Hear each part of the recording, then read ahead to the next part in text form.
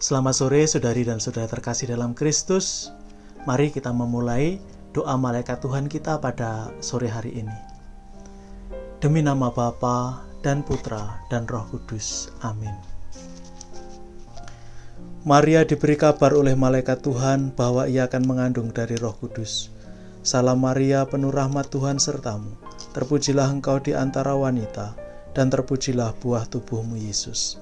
Santa Maria Bunda Allah, doakanlah kami yang berdosa ini, sekarang dan waktu kami mati. Amin. Aku ini hamba Tuhan, terjadilah padaku menurut perkataanmu. Salam Maria, penuh rahmat Tuhan sertamu. Terpujilah engkau di antara wanita, dan terpujilah buah tubuhmu Yesus.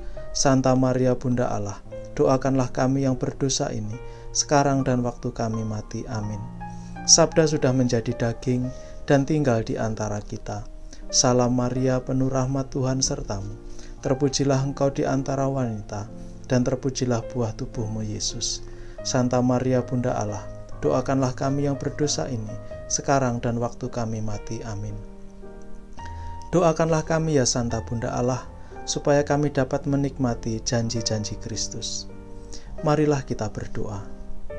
Ya Allah, karena kabar malaikat kami mengetahui bahwa Yesus Kristus Putramu menjadi manusia. Curahkanlah rahmat-Mu ke dalam hati kami, supaya karena sengsara dan salibnya, kami dibawa kepada kebangkitan yang mulia, sebab Dialah Tuhan dan pengantara kami. Amin. Saudari dan saudara yang terkasih dalam Kristus, kemarin kita sudah selesai membahas mengenai saat waktu misterius yang kerap diungkap oleh Yesus. Akhirnya saat itu datang juga. Saat itu tiba ketika Yesus harus menyelesaikan misinya, menyelamatkan manusia hingga wafat dan nanti bangkit.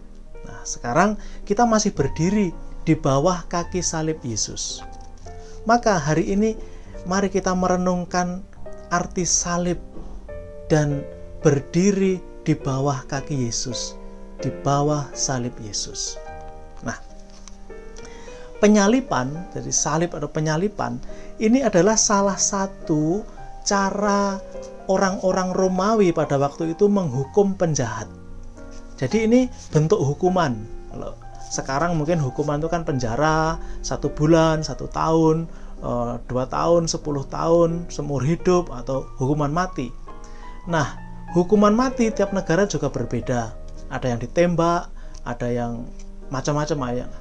Nah, pada waktu itu, pada masa Romawi ini, hukuman mati yang berlaku itu juga bermacam-macam tingkatannya. Dikenakan kepada siapa? Kepada orang Romawi, jadi yang punya misalnya KTP Romawi, atau kepada orang asing, orang jajahan. Nah, Yesus posisinya adalah orang asing, tapi dikenakan hukum Romawi. Nah, disalibkan, penyalipan itu adalah salah satu hukum yang keji. Kejinya adalah karena dinampakkan kebrutalan, bagaimana seseorang disiksa.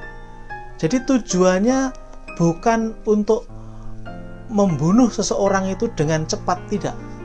Tapi bagaimana memberi penderitaan yang begitu lama kepada orang itu. Maka biasanya seseorang itu disalibkan dulu, dipaku atau kalau di kakinya itu dikasih tempat ya pijaan gitu, agar dia hanya bisa bernafas gitu. Lalu sebelum itu, sebelum disalibkan itu ada proses penyiksaan dengan cambuk ala Romawi. Cambuk ala Romawi dengan macam-macam cara, bisa kulit binatang atau apa, dan ujungnya itu selalu diberi sesuatu yang tajam, yang runcing, sehingga kalau dipukulkan begitu pasti nanti daging seseorang itu akan terkelupas, tercabik begitu. Nah, dalam proses penyiksaan macam-macam, tapi diharapkan memang tidak mati waktu disiksa itu, tapi mati waktu disalibkan. Umumnya biasanya penyalipan itu bisa lama sekali. Apalagi kalau orangnya kuat itu ya, setelah disiksa atau mungkin penyiksaannya kurang keji sehingga dia bisa cukup bertahan lama. Dan biasanya juga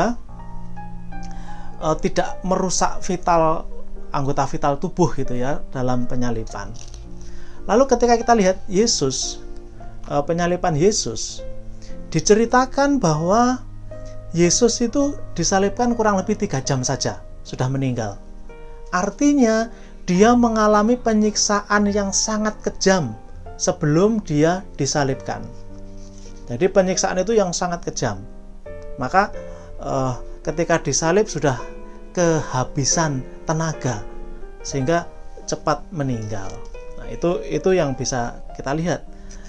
Penyalipan, proses penyalipan dan makna penyalipan sebagai hukuman paling keji dari orang-orang Romawi untuk penjahat yang paling berat.